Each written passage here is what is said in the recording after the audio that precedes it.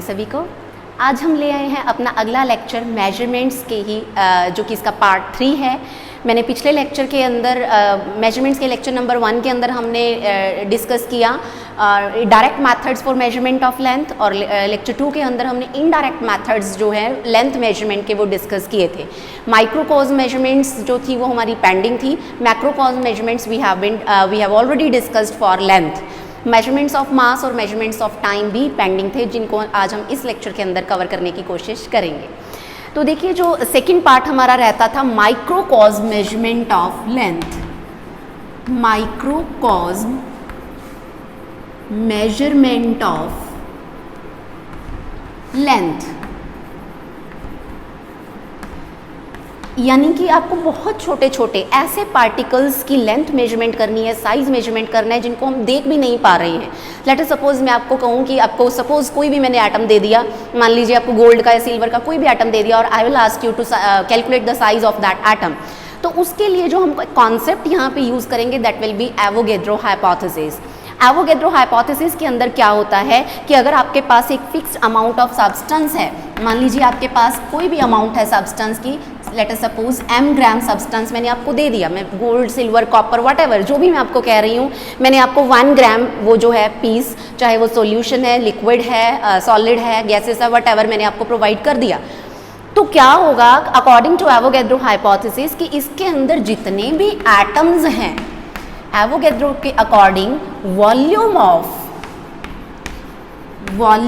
Of atoms of 1 gram substance, कि substance के 1 ग्राम के अंदर जितने एटम्स है उनका जो वॉल्यूम है that will always be 2/3 of volume of 1 gram substance.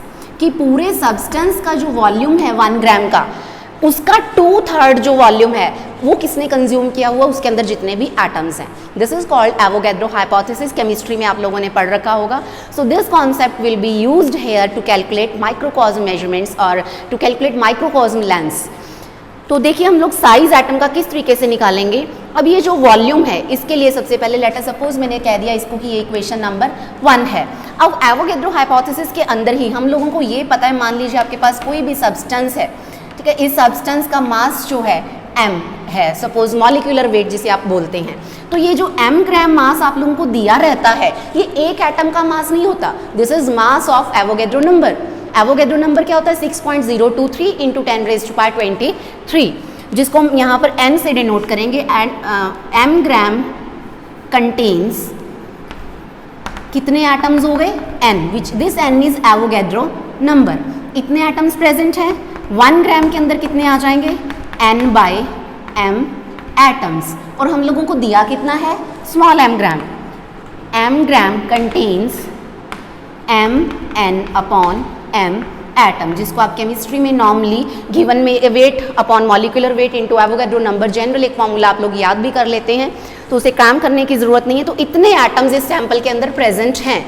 मैंने मान लिया कि एक एटम का वॉल्यूम ऑफ 1 एटम किसके इक्वल हो जाएगा? अगर हम एटम को स्फेरिकल मानकर चलते हैं तो एक एटम का वॉल्यूम होगा 4/3 पाई r³। और एटम्स अंदर कितने प्रेजेंट हैं? This much. तो टोटल ये न वॉल्यूम ऑफ 1 एटम ये हो गया।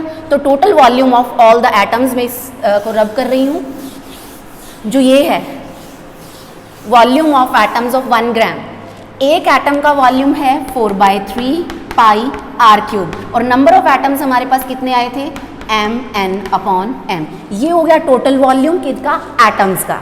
तो एवोगैड्रो हाइपोथेसिस इज इक्वेशन 1 के अंदर मैं सब्स्टिट्यूट करवा रही हूँ 2/3 × volume of 1 gram of substance. अब इस वॉल्यूम को मैं क्या लिख सकती हूँ? मास की फॉर्म में। This volume can be written as, हम लोगों को ये पता है कि जो मास डेंसिटी होती है that is mass upon volume for 3D substances. तो यहाँ से अगर मुझे मास लिखना है, यहाँ से अगर मुझे वॉल्यूम लिखना है दैट विल बी m/ρ।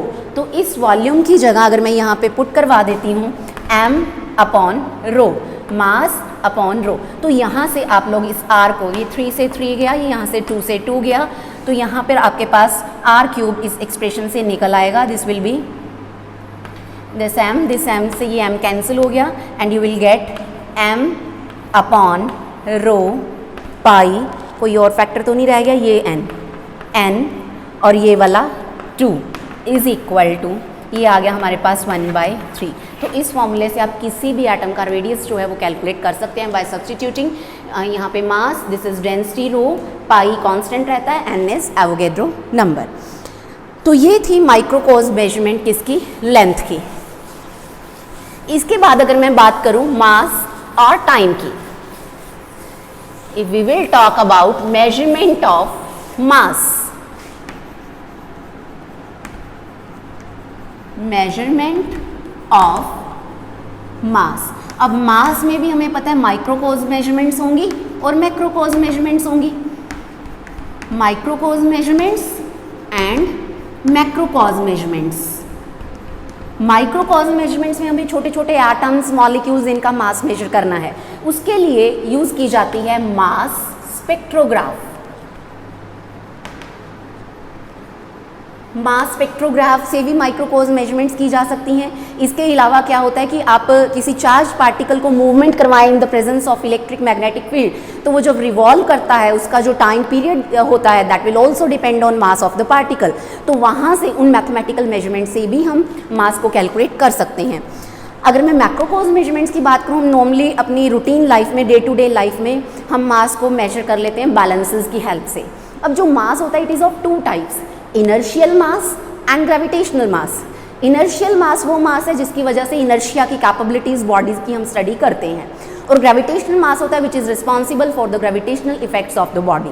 तो ये जो दोनों मासेज हैं these can be calculated with their respective balances, with the help of their respective balances.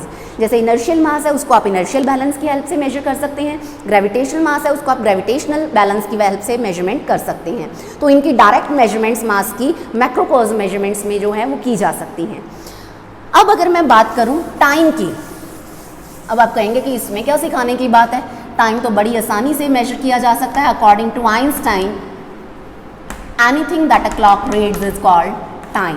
तो आप लोग बोलेंगे कि क्लॉक्स होती हैं हमारे पास, हम तो बड़े आराम से टाइम देख लेते हैं, बट व्हाट अबाउट जब क्लॉक्स डिस्कवर भी नहीं हुई थी in the very ancient time. अगर मैं बात करूं तो आप लोगों ने भी कभी देखा होगा, मेरे दादी माँ तो क्या किया करते थे कि जो हमारे घर के बाहर अगर वो कभी बैठ जाते तो जहाँ तक वो बिल्डिंग की जो शैडो है वो फॉल करती, तो उसके एरिया कवर्ड से ही she was able to recognise कि इतना टाइम हो गया, इतना टाइम हो गया। वो लोग हम लोगों को accurately she used to tell us कि देखो 12 बज गए हैं, देखो 2 बज गए हैं।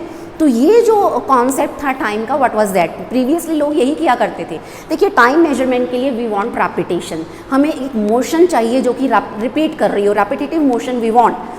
तो सबसे पहले क्या होता था कि लोग जो थे वो आप लोगों को पता है कि डस्ट वाली क्लॉक्स होती थी कि डस्ट है आपने सीधा रखा नीचे गिरती जा रही है, उल्टा रखा नीचे गिरती जा रही है, तो वो कुछ फिक्स टाइम पीरियड में नीचे गिरती थी, पता लग जाता था। सोलर क्लॉक्स हुआ करती थी कि जैसे मैं अब रॉड गाड़ दूँ यहाँ पे ज़मीन पे तो उसकी शैडो कहाँ कहाँ किस तरीके से जाएगी तो टाइम पता लग जाता है। तो जो वहाँ पे जो कॉन्सेप्ट काम करता है सोलर क्लॉक्स के अंदर वो क्या है कि जो revolution of earth around sun है that is repetitive motion, rotation of earth around its own axis, ये भी एक रेपिटेटिव मोशन है, दिन रात का बनना। तो ये जो चीज़ें थी ये टाइम की मेजरमेंट के अंदर इन चीज़ों ने हेल्प की। उसके बाद धीरे धीरे धीरे धीरे जो आप कह सकते हैं कि जिन क्लॉक्स के साथ हम डील करते हैं ये जो है इन्वेंट हो गई। इनके अंदर भी 2 टाइप की क्लॉक्स होती हैं, क्वार्ट्ज क्लॉक्स होती हैं और सीजियम क्लॉक्स होती हैं। क्वार्ट्ज क्लॉक्स के अंदर एक क्वार्ट्ज का क्रिस्टल रहता है, उसकी ऑसिलेशंस के साथ हम लोग ये कह सकते हैं कि टाइम की मेजरमेंट्स की जाती हैं। और सीजियम क्लॉक्स के अंदर एक सीजियम के एटम की वाइब्रेशंस को यूज़ किया जाता है। Vibrations means to and fro motion, तो एक फिक्स टाइम पीरियड रहता है कि इतनी देर में उस एटम को वापस अपनी मीन पोजीशन को क्रॉस करके एक्सट्रीम तक जाना है, एक्सट्रीम से मीन तक जाना है। तो वो कितना टाइम कंज्यूम करता है उसके बेसिस पे जो नीडल्स की सिंक्रोनाइजेशन की होती है और हम लोगों को टाइम जो है वो पता लग जाता है। So this was all about measurement of mass, length and time, ये हमने डिस्कस कर लिया है। अगर इसके अंदर कोई और किसी को डाउट है या आप लोगों को लगता है कि कोई कॉन्सेप्ट मिसिंग है तो आप लोग मुझे कमेंट कर दीजिए, I will take up that. Thank you so much.